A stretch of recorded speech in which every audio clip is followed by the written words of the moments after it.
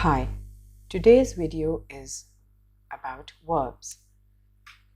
As you all know, verb is a part of speech. Verb is a doing or action word.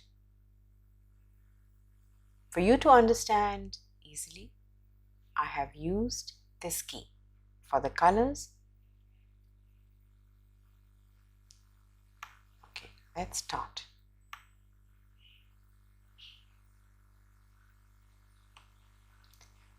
Most verbs are doing words. They tell you what people, animals, or things are doing, the actions they are doing. For example, read. We can read. It's an action. It's a doing word. So it's a verb. Eat, jump, cook, climb, cry, fly, stand, go, swim, walk, sing. All these are things we can do, actions we can do. So they are verbs. We have a few more. Shout, pull, run, buy. These are just a few verbs. Remember, anything that you can do, that means it's a doing word. Any action that you can do, that is a verb. For example, read. Now, we can read. It's an action we can do. It's a doing word, so it is a verb. Eat. We can eat. It's an action we can do. It's a doing word, so it's a verb. Jump. We can jump. It's an action word. It's a doing word, something we can do, so it is a verb. Cook. Yes, we can cook. We can do this action, so it is a verb. Now, the easiest way to remember this is like when I did the nouns video. I remember I told you that noun, it's very easy to learn what a noun is. Noun is a four-letter word. Noun starts with an N. Name is a four-letter word. Name starts with an N. So, whenever you hear the word noun, it means name. Name of a person, place, animal, and thing. Same way, I have one question that makes it very easy for you to understand verbs. Whenever you're confused, all right, whenever you're confused about anything, any word, suppose we are reading the word eat and we are having a little difficulty. Eat, what part of speech is eat? So simply ask yourself this question. If you want to know it is a verb, ask yourself one question. Can you do this action? So eat. Eat is the word and we want to confirm whether it's a verb or not.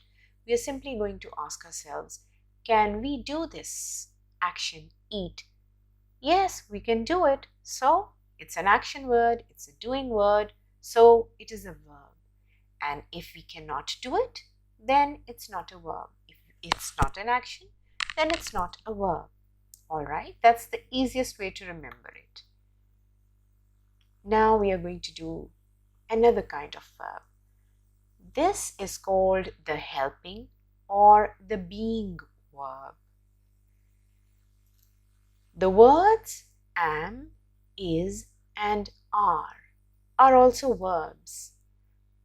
But wait a minute, they are not action or doing words. See, am, you can't do am, it's not an action.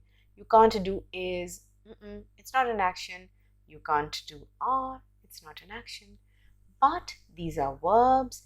These are not action or doing verbs, but these are called helping or being verbs.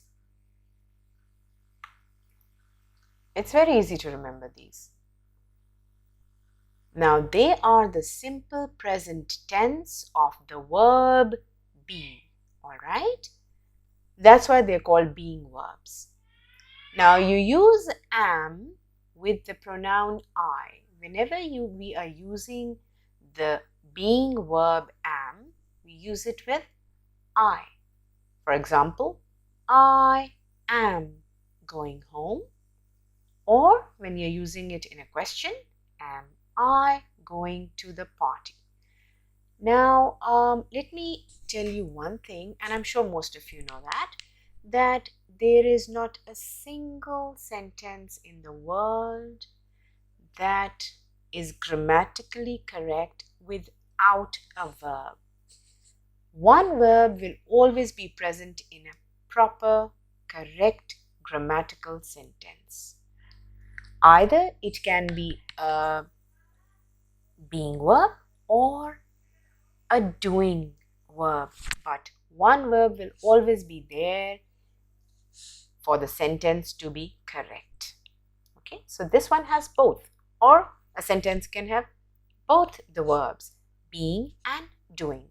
Now see, am is a being verb and this one also has a doing verb, going, action word. So just remember that a sentence always has to have a verb or verbs in it for it to be absolutely correct grammatically and to make proper sense. Now let's see. You use is, again a being verb, is, with the pronouns he, she, it, and with singular nouns. I hope you remember what are singular nouns. Singular means one, single. Okay, when we are talking about a singular noun, it means a noun that is single, only one. We are talking about one then. For example, he is a doctor. Now, we are using is with he. Then, she is a teacher. Again, is can be used with she. The same goes for it. It is a horse. Max is a clever dog. Now, remember, we just read this, that singular nouns can also be used with is. So Max is a clever dog. One dog we're talking about, singular, so we use is. My house is near the beach. Again, is used with a singular noun. House, one house we're talking about, singular noun, so we are using is. All right, let's come to are. You use are with the pronouns you, we, they, and with plural nouns. That means more than one. Let me bring all the examples up. Okay, here we are. Now, we are going to use are with you. You are late. Again, you are not my granny. They, now with they also we are going to use are. They are in the same school. We, again with we are going to use are because we are talking about plural nouns also now. We are good friends. They are not shouting. The balloons are very colorful. Now here we are not using they, we, you, nothing. But we are talking about plural nouns, balloons.